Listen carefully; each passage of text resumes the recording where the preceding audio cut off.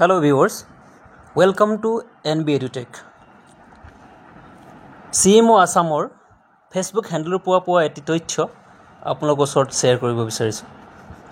ইয়াত আছে মাননীয় মুখ্যমন্ত্ৰী ডক্টৰ হিমন্ত বিশ্ব শৰ্মাই ৰাজ্যিক পৰ্যায়ৰ নিযুক্তি আয়োগ আৰু স্বাস্থ্য শিক্ষা গৃহ আদি সহ বিভিন্ন বিভাগৰ উচ্চপদস্থ বিষয়াসকলৰ সৈতে এখন বৈঠকত অংশগ্ৰহণ কৰি নিয়োগ সম্পৰ্কীয় বিভিন্ন বিষয় আলোচনা কৰে।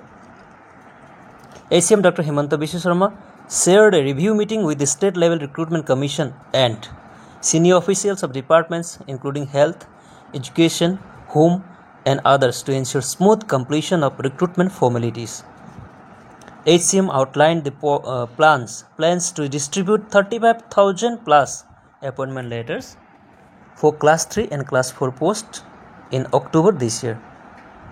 So October 35,000 plus appointment letter distribute কৰাৰ কথা উল্লেখ কৰিছে।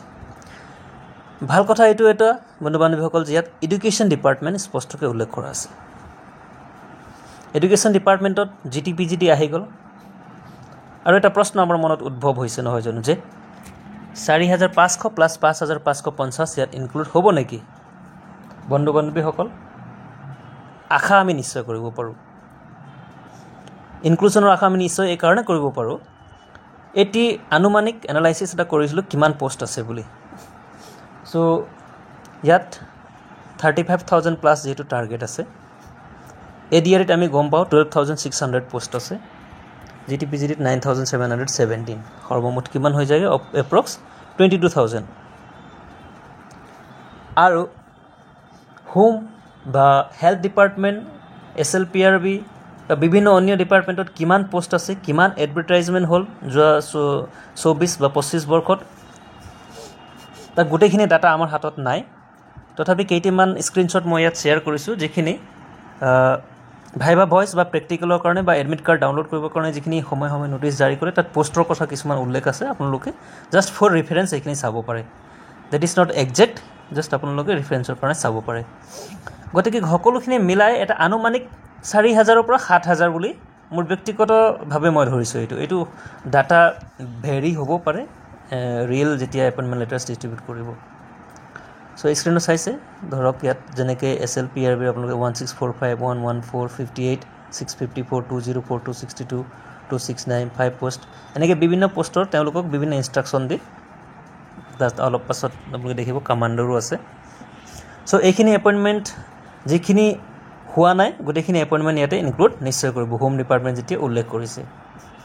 কিন্তু কথাটো হৈছে বন্ধু-বান্ধৱীসকল, DWৰ 5,550 আৰু 4,500, এটলিষ্ট ইয়াৰ ভিতৰত 5,050 এটা হ'লে 5,550 এটা হ'লে যদি ইনক্লুড নহয়গৈ, তেতিয়াহ'লে 35,000 প্লাছ এপইণ্টমেণ্ট লেটাৰ্ছ দিবৰ কাৰণে সেইখিনি পোষ্ট আছে জানো? তাৰমানে সেইটো এটা কথা।